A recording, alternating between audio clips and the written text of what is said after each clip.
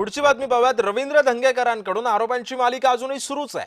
औंधच्या जयप्रभा चॅरिटेबल ट्रस्टमध्ये गैरव्यवहार झालाय। एचएनडी जैन हॉस्टेलमधील ट्रस्टी चकोर गांधी हाच या व्यवहारातला मुख्य सूत्रधार आहे, असं रवींद्र धंगेकरांनी एक्सपोस्टमध्ये म्हटलंय। दरम्यान धंगेकरांनी आपल्या एक्सपोस्टमध्ये नेमकं काय म्हटलंय पाहूयात। आणखी एका जैन हॉस्टेलचा गैरव्यवहार समोर आलाय। पुण्यातील औंध येथील जीवप्रभा चॅरिटेबल ट्रस्टच्या मालकीची जागा 33,700 चौरस फुटांची जागा विक्रीसाठी ट्रस्टींनी प्रस्तावित केली। विक्रीसाठी ट्रस्टच्या ट्रस्टींनी सेक्शन 36 च्या अंतर्गत अर्ज सुद्धा केलेला होता।